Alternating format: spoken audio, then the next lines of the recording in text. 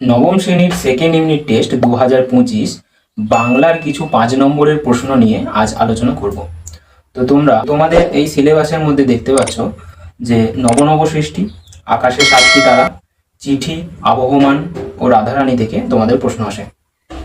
দেখো স্ক্রিনে যেমন দেখতে পাচ্ছ সেরকম ভাবেই তোমাদের দুটোর মধ্যে একটি প্রশ্নের উত্তর দিতে বলে 150টি শব্দে। তো আমি মোট 4টে প্রশ্ন দিচ্ছি, এই 4টে থেকে একটি করে আসবে।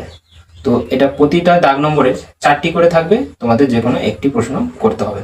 তো প্রথমে 1 নম্বর প্রশ্ন আছে যে বাঙালির চরিত্রে বিদ্রোহ বিদ্যমান নব সৃষ্টি প্রবন্ধে প্রাবন্ধিক বাঙালির বিদ্রোহী সত্তার পরিচয় কিভাবে পরিস্ফুট করেছেন তা আলোচনা করো। 2 নম্বর দেখো যে ধর্ম বদলালেই জাতির চরিত্র বদলায় না, উদ্ধৃতাংশের তাৎপর্য আলোচনা করো। 3 নম্বর দেখো সংস্কৃত ভাষা আত্মনির্ভরশীল, লেখক সংস্কৃত ভাষাকে কেন আত্মনির্ভরশীল বলেছেন? এই প্রসঙ্গে তিনি আর কোন কোন ভাষাকে এই শ্রেণীর অন্তর্ভুক্ত করেন? তারপরে দেখো 4 নম্বর প্রশ্ন, সংস্কৃতকে স্বয়ংপূর্ণ ভাষা বলতে কারো কোনো আপত্তি থাকার কথা নয়। প্রাবন্ধিকের এমন মন্তব্যের কারণ কি? প্রসঙ্গত বর্তমান যুগের ইংরেজি ও বাংলা ভাষা সম্পর্কে তিনি কোন অভিমত ব্যক্ত করেছেন? এটা দেখো আমি 4টে প্রশ্ন বললাম, 4টির মধ্যে একটি অবশ্যই আসতে হবে। তারপরে দেখো নেভে না যে তার যন্ত্রণা যে দুঃখ হয় না বাসি, কার কোন যন্ত্রণার কথা উদ্ধৃতাংশে ব্যক্ত হয়েছে? তার দুঃখ বাসি না হওয়ার কারণ কি? 2 নম্বর প্রশ্ন, পৃথিবীর কোন পথ এ কন্যারে দেখেনি কো? উদ্ধৃতাংশের কোন কন্যার প্রসঙ্গ রয়েছে? পৃথিবীর কোন পথ তাকে দেখেনি বলে কবির মনে হয়েছে কেন? আকাশে সাতটি তারা কবিতায় বাংলার শান্ত প্রকৃতির যেরূপ চিত্র ফুটে উঠেছে তার পরিচয় দাও। আকাশে সাতটি তারা কবিতায় নামকরণ কতদূর সার্থক হয়েছে বলে তুমি মনে করো? প্রতিটি প্রশ্নের মানই 5। তারপরে দেখো কিন্তু আসল কথা নয় এই যে নিজের পায়ে অবশ্যই দাঁড়াতে হবে।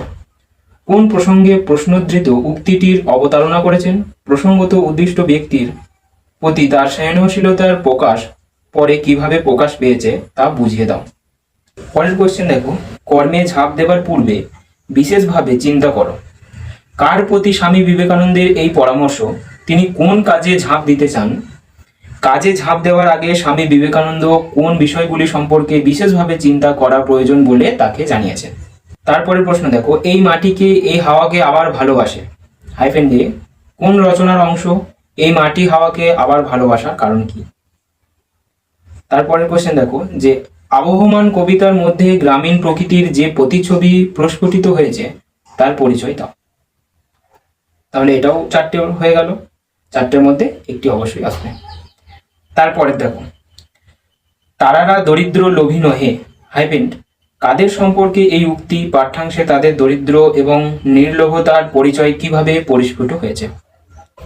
তারপরে কোশ্চেন দেখো রথের টান অর্ধেক হইতে না হইতে বড় বৃষ্টি আরম্ভ হইল। বৃষ্টি আরম্ভ হওয়ায় কোন পরিস্থিতি তৈরি হলো? রাধারানীকে সেই পরিস্থিতি থেকে কে কিভাবে উদ্ধার করলেন? তারপরে কোশ্চেন দেখো অজ্ঞাত রাধারানী কাঁদিতে কাঁদিতে ফিরিল। রাধারানী কে? সে কি উদ্দেশ্যে কোথায় গিয়েছিল? সে কাঁদিতে কাঁদিতে ফিরিল কেন? তারপরে কোশ্চেন রাধারানী চরিত্রটির পরিচয় দাও। তাহলে এটা হয়ে গেল। এই 4টের মধ্যে তোমরা যে কোনো একটি প্রশ্ন আসবেই। তারপরে দেখো শয়তান পাখি কিন্তু কি অসামান্য তার বুদ্ধি হাইফেন বক্তা কে? কোন পাখিটিকে সে কেন শয়তান বলেছে? পাখিটির বুদ্ধিমত্তার যে পরিচয় করভাস গল্পে পাওয়া যায় তা বিবৃত করো। তারপরের কোশ্চেন দেখো সে পক্ষী বিজ্ঞানীদের সম্মেলনে আমন্ত্রণ পাঠানোর বন্দোবস্ত করেছে হাইফেন কে প্রফেসর শঙ্কুকে পক্ষী বিজ্ঞানীদের সম্মেলনে নিমন্ত্রণ পাঠানোর বন্দোবস্ত করেছিলেন? শান্তিয়োগের সেই সম্মেলনে কি ঘটেছিল? তারপরের প্রশ্ন দেখো করভাসের মধ্যে মানসুলভ বুদ্ধি জেগে উঠেছে এমন 2টি ঘটনার উল্লেখ করো। এই পাখি আমার চাই প্রফেসর হাইফেন বক্তা কে? কোন প্রসঙ্গে তার এই উক্তি এবং শেষ পর্যন্ত তিনি কি করেছিলেন?